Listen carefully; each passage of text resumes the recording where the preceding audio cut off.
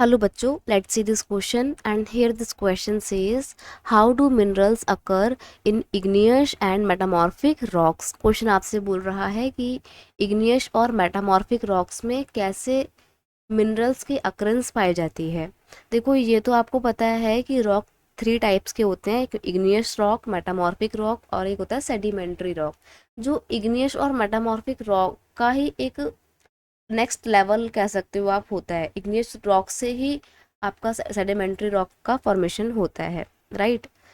तो अगर हम बात करें मिनरल्स की, तो मिनरल्स कहाँ पाए जाते हैं? रॉक रॉक के अंदर पाए जाते हैं, राइट। तो हमसे यहाँ पे पूछा है कि इग्नियस और मेटामॉर्फिक रॉक में कैसे रिसोर्सेज मिलते हैं। In igneous rock and metamorphic rocks minerals may occur in the cracks, crevices, fault and joints. आप ये जो बड़ी बड़ी टर्म्स है ना, क्रैक्स हो गए, सर्वाइसिस हो गई, फॉल्ट या जॉइंट्स हो गई, इनको समझना बहुत ज़रूरी है। देखो ये तो आपको पता है कि अर्थ के अंदर से एक मोल्टेड मैग्मा है। मोल्टेड मैग्मा का मतलब ये है कि लिक्विड फॉर्म में, लिक्विड भी ऐसा नहीं है कि एकदम प्रॉपर लिक्विड है, जैम जैसा है, ठीक है। तो वो मैग्मा है। अगर वो मैग्मा ना बहुत गर्म है, राइट। अब गर्म चीज़ है तो वो ऊपर की तरफ जोर तो लगाएगी, पुश करेगी। तो ये अर्थ है मान लीजिए, और ये अंदर मैग्मा भरा हुआ है, राइट। तो ये मैग्मा बाहर निकलने की पूरी पूरी कोशिश करेगा क्योंकि गर्म है। और अगर ये बाहर निकल जाता है तो क्या होगा? अर्थ का एक हिस्सा जो है वो फट जाएगा, यानी कि यहाँ से निकल जाएगा पूरा मैग्मा। और जब ये मैग्मा निकलेगा तो इसको बोलते हैं लावा। और ये और कुछ नहीं, ये वॉल्केनिक eruption ही होता है। वॉल्केनोज फूट जाते हैं ना जो, ये वही होता है, राइट। बाहर निकलने के बाद वो मैग्मा क्या कहलाता है? लावा कहलाता है। अब वो लावा बाहर निकला, ये ऐसे करके बाहर निकलने के बाद बाहर आके से जम गया, और उसने सॉरी, और ये क्या बन गया? और ये बन गया आपका रॉक, राइट।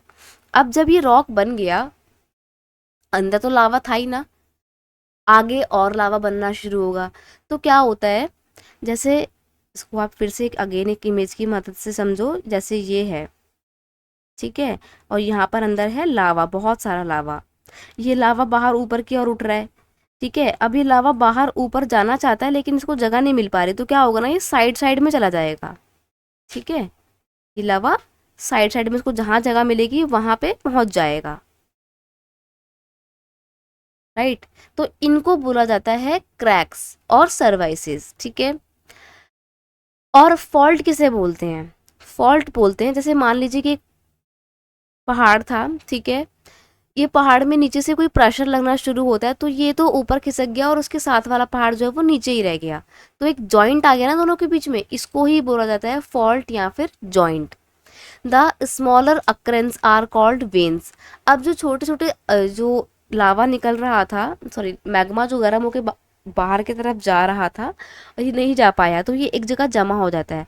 अगर छोटी सी जगह में जमा हुआ तो उसको हम बोलते हैं वेन्स। लेकिन अगर ये बहुत ही लार्ज स्केल पे अगर कलेक्ट हो जाता है एक जगह पे, इसका अकोमोडेशन काफ़ी बड़े लेवल पे एक जगह पे हो जाता है, तो उसको बोला जाता है लोड्स, ठीक है। तो स्मॉल अक्रेंस को हम बोलते हैं वेन्स, और लार्ज अक्रेंस को हम क्या बोलते हैं? लोड्स बोलते हैं। In most of cases they are formed when minerals in liquid and gaseous form are forced upward through the cavities towards the earth surface. ज़्यादातर हम जो है देखते हैं कि मिनरल्स कैसे फॉर्म होते हैं। Minerals form when sorry they are formed when minerals in liquid and gaseous form are forced upward through the cavities towards the earth surface। तो अर्थ के सरफेस में ऊपर की तरफ में जब उठ रही होती है ना गैसेस, राइट, ऊपर की तरफ में फोर्स लग रहा होता है मैग्मा का, लिक्विड मैग्मा का और गैसेस का, तो उस दौरान ज़्यादातर मिनरल्स फॉर्म होते हैं। और मिलते कहाँ कहाँ पर है? क्रैक्स में, सर्विसेज में, फॉल्ट या जॉइंट्स में, और वेन्स एंड लोड्स में। इन सभी जगहों पे हमारे को मिनरल्स देखने को मिलते हैं। I hope you understood it well. Best of luck.